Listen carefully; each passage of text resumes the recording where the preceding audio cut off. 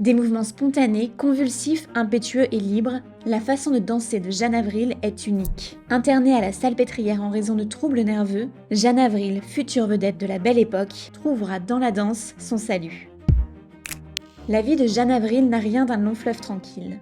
Jeanne-Louise Baudon, de son vrai nom, naît le 9 juin 1868 à Paris. Son père, un noble italien, quitte rapidement le foyer et l'enfant est confié à ses grands-parents puis à des religieuses. À 9 ans, Jeanne-Louise retourne vivre chez sa mère, une demi-mondaine violente et abusive. La fillette développe alors des troubles nerveux. Les effets d'une telle existence, coups, frayeurs, émotions et souffrances morales, ne tardèrent pas à se faire sentir chez la frêle enfant que j'étais. Des manifestations nerveuses me retenaient certains jours à la maison.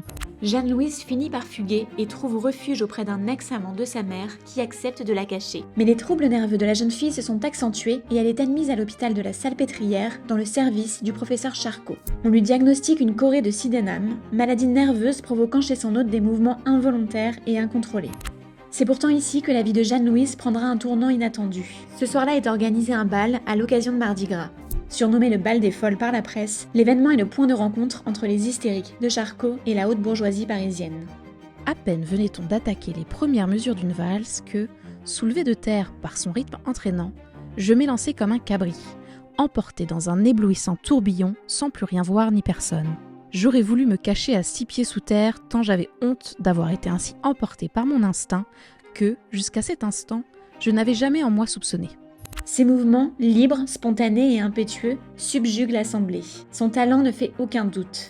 Considérée comme guérie, Jeanne-Louise devient l'une des rares patientes de Charcot à quitter par la grande porte la Salpêtrière. Elle a alors 15 ans et trouve refuge auprès de prostituées qui lui font découvrir le bal Bullier, très populaire à Paris.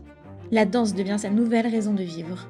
Et les soirs de Bullier, je ressuscitais. J'aurais dansé jusqu'à en perdre le souffle et l'on m'aurait offert tous les trésors du monde que je n'aurais pas consenti à interrompre mes ébats. Ses mouvements sont uniques. Elle raconte, à travers sa danse, ses souffrances, ses traumatismes, mais aussi son envie folle de vivre. La jeune femme entre alors au Moulin Rouge, sous l'aile de son fondateur, Charles Zidler, conscient de son talent brut. Surnommée Jeanne Avril, en référence à un amant britannique, la mélinite, un explosif puissant, ou encore Jeanne la Folle, la danseuse s'inscrit parfaitement dans la mentalité de l'époque. Comme une forme de critique des médecins aliénistes, la danse hystérique, faite de mouvements spontanés et désordonnés, prend de l'ampleur dans les bals parisiens et Jeanne Avril en est la reine.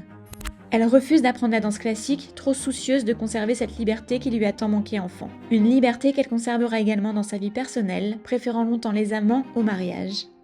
Jeanne Avril devient une ambassadrice du French Cancan qu'elle exporte en Europe au gré de ses voyages. L'ex-petite fille modeste côtoie désormais le tout Paris. Journalistes et artistes sont ses amis les plus proches. Parmi eux, Toulouse-Lautrec, son fidèle ami, qui réalisera plusieurs affiches de Jeanne Avril, contribuant ainsi à sa notoriété. L'artiste peint avec soin ses cheveux roux, sa silhouette longiligne et rend hommage à ses mouvements saccadés et vivants.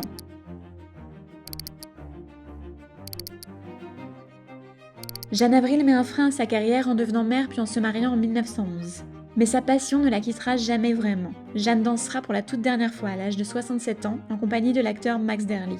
La danseuse s'éteindra à l'âge de 74 ans et repose aujourd'hui au cimetière du Père-Lachaise.